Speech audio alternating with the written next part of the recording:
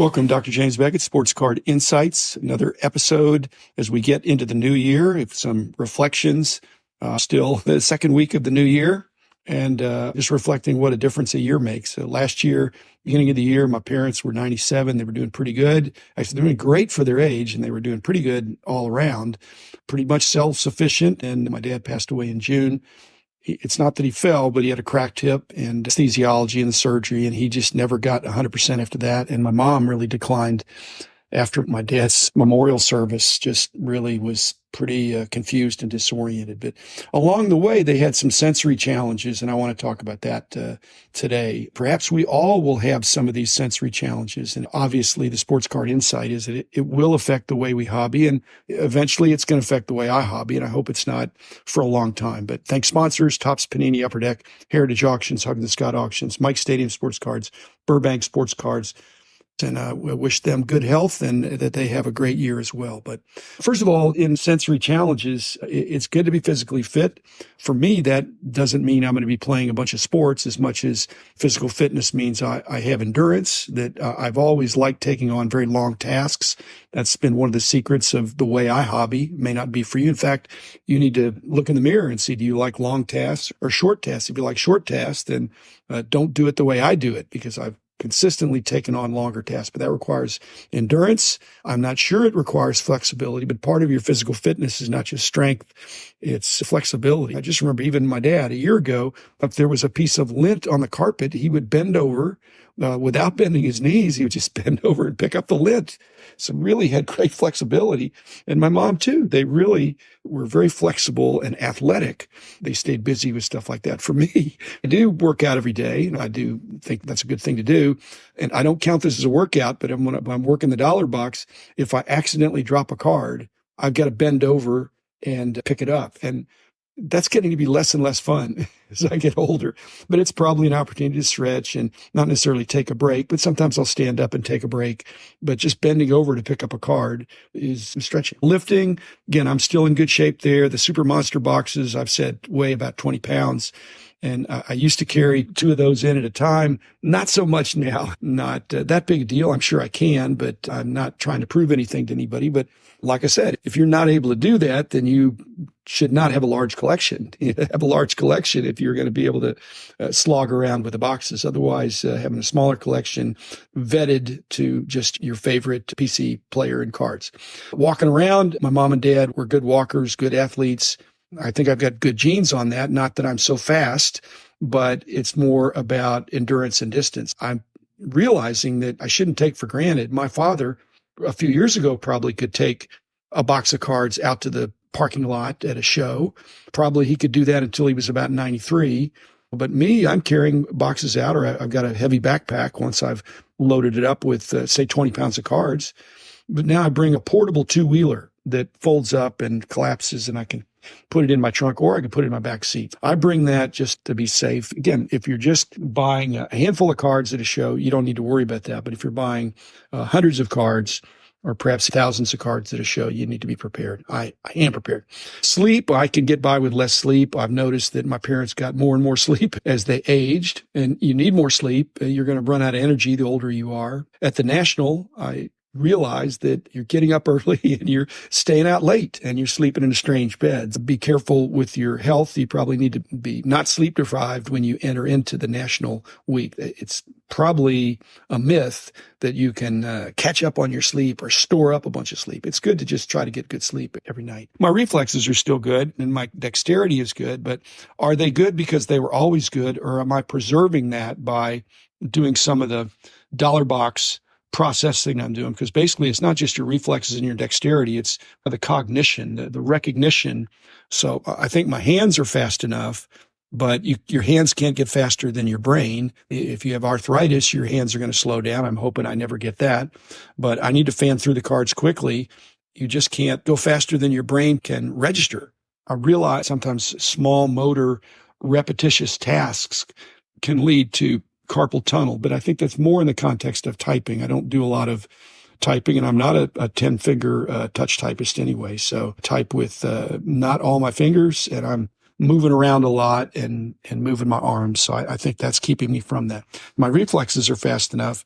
I think my pattern recognition, I've said, the patterns that you easily recognize are an innate gift. Some people recognize patterns in numbers or textures or colors or shapes or words or architecture. You can see something and it looks right or it looks wrong. And that's really what Rich and I do in the dollar boxes. And you need that if you're working the showcases. You've got to be able to see what you're looking for and recognize it pretty quickly. Otherwise, you're going to be at the show a long time with maybe not a lot to show for it. So even at a fleeting glance, I've got to be able to see if this is something interesting for me that I need to pull out. Your profitability at a show, whether you're doing showcases or dollar boxes, I guess if you divided up your show into trying to get cards and then the other part of it would be having fun, I just think it's not a lot of fun to be looking at cards without it being fruitful. And if you're going real slow in a dollar box, unless you're really savoring and enjoying the cards, but it's the dollar boxes, it's hard to get too enamored of a dollar box card. If you're working through the showcase and you're seeing things that are interesting, it's like going to a museum. You're not always in a hurry to go to the museum. My eyes are still good. I've never had any dyslexia. I guess if you were dyslexic, that could be a problem in the hobby. Rocco Rosado and others are legally blind, but there's also colorblind people. So you can still enjoy the hobby, but I think you have to figure out a new way to enjoy it. And I don't think colorblindness and dyslexia, those don't come on with older age. What comes with older age is getting tired eyes and needing greater magnification with glasses, or low light is a problem, or driving at night, which would be a problem for me if I had a problem with driving at night. Been going Fridays to the card shows that are over at 8 or 9 o'clock, I'd have a problem. As it is, when I go to the card shows, I bring some reading glasses. My distance vision is really good, really great, actually. And I think that's a lot less important for the hobby, except when I see an old friend approach from a distance at a card show, and it's nice to be able to recognize them when they're a long distance away and warmly greet them by name. My hearing is good. My dad's hearing was terrible. I think my dad's hearing was bad even before he was my age now. He was an officer in the Navy, and so I think that's probably part of it. I was an officer in the Army, but still, I'm okay for now. I've got lots of friends my age and younger that have hearing aids, so it's not that big a deal if you need it. Not necessarily sports card insight, but if you think you need a hearing aid, you probably do. And my hearing aid friends say that it's better to do it sooner than later because you can preserve the hearing that you have. They say they hear that there's a sound, but they just can't quite make it out what it is, or it's too faint, or the background noise. That's exactly what at card shows, a lot of background noise. But my hearing's still good. In fact, I can hear my name when I'm out there. I have a special sensitivity to my own name. And I'm sitting there minding my own business sometimes, and somebody's walking by, and I hear some great unedited stories that don't always involve me, but they might involve people or things that I care about. My sense of smell has always been good. I've had COVID twice, but no smelling loss. I've heard that you can smell the leather in the cards that have a little bit of leather in it. I think they're mainly talking about that, smelling it through the pack. But that's really not helpful for dollar boxes. If you're worried about the smell when you're going through the dollar boxes, that's a needless consideration. You know, if it's that interesting, you're probably going to recognize it in a different kind of way. As far as taste and food at shows, I still have good taste buds. I'm probably a foodie. There's many other foodies in this hobby. It's one of the get-togethers I really enjoy, but I can also do intermittent fasting. And not everybody can do that, but I do bring energy bars and I bring bottled water in my show backpack. And so I'm ready to go on that. I probably don't drink as much as most people because I don't really like to take bathroom breaks. A couple of years ago, I just got a little bit dehydrated and kind of low blood sugar by going a little bit too far. So don't do that. Again, I'm not drinking a bottle of water an hour, but I've got water and energy bars in case. It's a really interesting dollar box. I'm locked and loaded. I'm concentrating, and I'll take breaks to talk to people, but I usually have a place, and to get up and go have lunch somewhere, I just rarely do that. So I'll pull out an energy bar.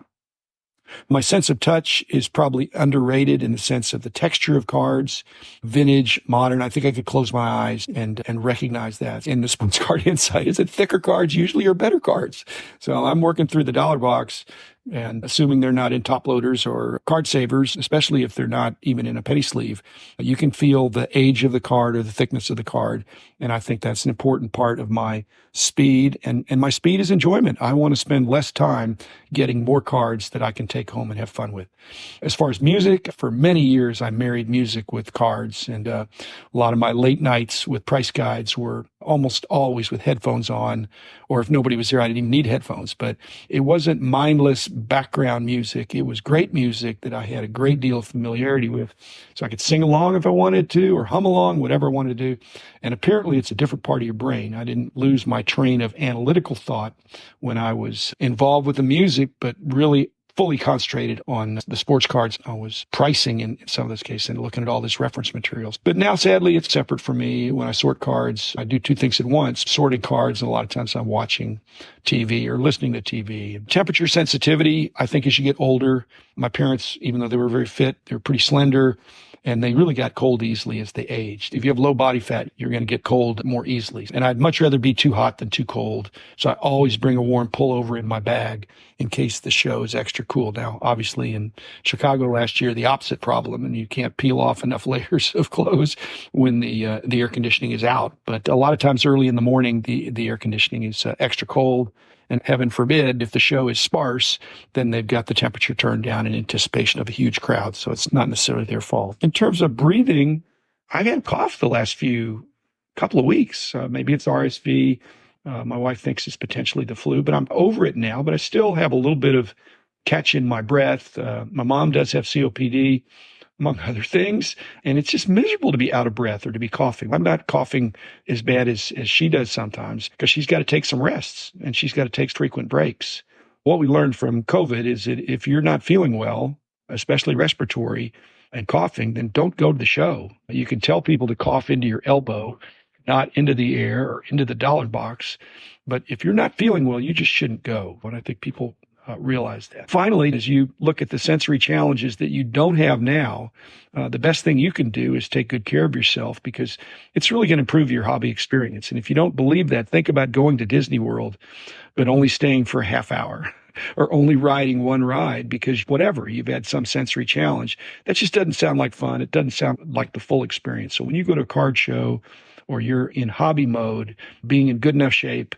And again, if you do have these eye challenges, then bring your glasses. If you get cold, there's many different things you can do to protect yourself against having a bad experience. It's the greatest hobby in the world, but not if you're freezing cold, not if you're dehydrated, not if you can't see. If I don't put my glasses on, I really can't see the fine print of the cards. In fact, I went to a card show without glasses and I had to go to a drugstore and buy some reading glasses. At any rate, enjoy the hobby. It's going to be a great year and I look forward to communicating with you as we go. The man in the house of cards.